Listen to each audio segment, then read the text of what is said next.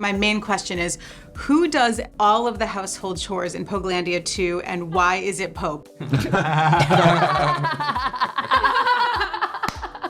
Wait, that's so good. That's so funny. It's Pope. There's no way no, I love you both, but there's no way that your characters are taking out the garbage, right? That's not happening. No. Not at all. I No. mean, if Look at us. If we have good partners, we're not touching the trash. I'm too cute to take out the trash. She loves it. She thinks it's hot because Cleo doesn't want to do the chores either. So she's like, yeah, go ahead, babe. Clean the dishes, make up the bed. Kiara's never done her own laundry. Kiara's like, mm-mm. Kiara gives I always just took my laundry to my house, and I was like, I don't know how everything's clean now. Right. Who did that? I'm like, Ellie, my mom. My theory is it started out with all of us having delegated tasks, and Pope is very type A and realized that they weren't getting done properly. So then he just said, I'm tired of asking people to do things that I'm going to have to fix anyways, therefore I'm just going to do it. That's literally scripted, actually. There's a scene of JJ's doing something, does it wrong. He's like, well, then Pope's just gonna fix it. In our head, Cleo makes the food and Pope cleans up. I love it. You guys are like Pogue mom and dad. I want to talk to you about why therapy was maybe not on the short list for JJ of things they were going to spend the money on when the Pogues got this money. No time. Priorities. I mean, I think the sessions would just get more expensive. We were going to run out eventually either way. If we were all put in therapy, we were gonna run out of the money faster. This is a very good point. JJ's never been one to think things through, right? But at the beginning of the season, he does a few things in rapid succession that are very impetuous.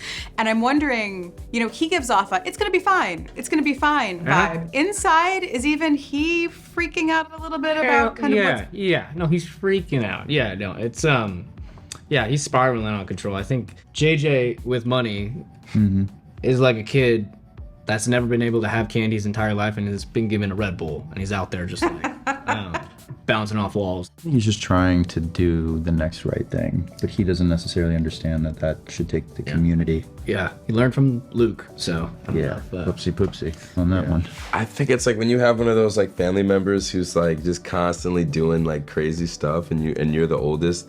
I'm in my family, I'm the second oldest, and my older sister moved out when I was 8.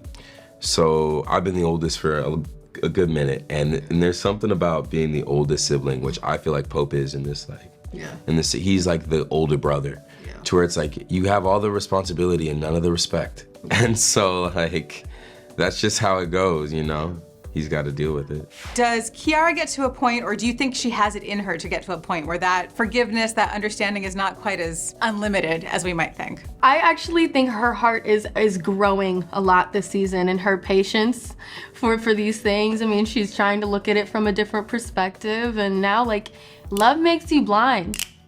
And I think that's what's happening. Everyone's super pissed, and I'm like, but what did he do?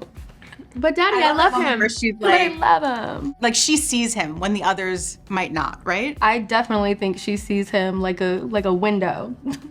Love it. I love it. Chase, does John B have an unlimited supply of patience for JJ, or do you think it might run out? Sure doesn't. I think it's really beautiful to be able to portray two young men who are willing to go at each other's throats when they're not doing the right thing, and very honored to be able to do it with Rudy over here. But yeah, I think he's probably pretty sick of some of JJ's shit, in the same ways that JJ was sick of John B's shit last season.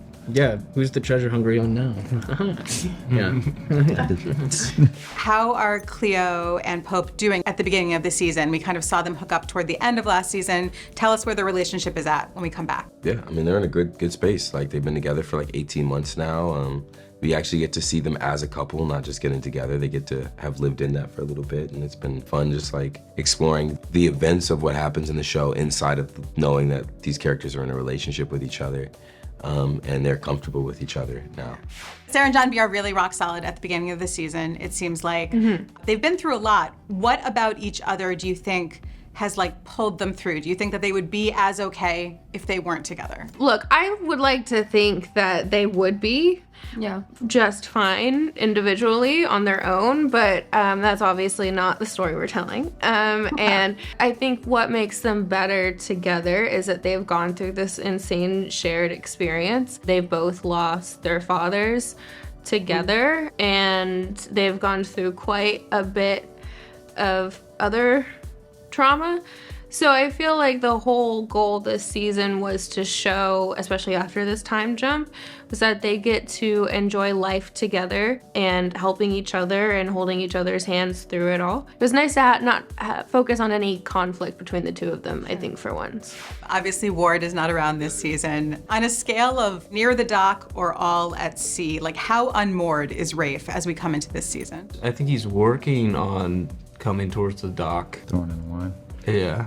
Right, yeah. There's a line. I think he's starting to realize how important family is and how important these relationships are to him. So yeah, I mean, I think he's been kind of deeply lonely the past 3 seasons, and I think he's doing whatever he can to fix that. I think there are a few lines where he says, I'm trying to be like my father made things, my father built things. At the same time, his father was also kind of a psychopath sometimes. What is he taking from Ward? Is he thinking that deeply about like what he wants to be like Ward and what he doesn't want to be like Ward? I think we do that when we lose people we love. We always want to keep the good version of them alive. He doesn't want people to remember his father for his wrongdoings and his decisions. I think he wants to, it's the first time in his life where he's accepting some form of responsibility and wanting to pass that on, no matter how delusional he is as well, so. Especially given that leap off the pier. I was thinking about this. You guys spend so much time in wet shoes. The Pogues have their shoes on in the water all the time. Soggy Does that shoes. drive either of you insane in any way? Absolutely. 100%. I hate It drives me crazy, and Kiara doesn't even notice. Like, she doesn't even know it's happening. And Madison's in soggy shoes, and she's like, Kiara doesn't care. Internally, I'm so upset. Internally, I'm screaming. And they're not like the clean shoes. Like there's shoes that we've been wearing, and now they're wet.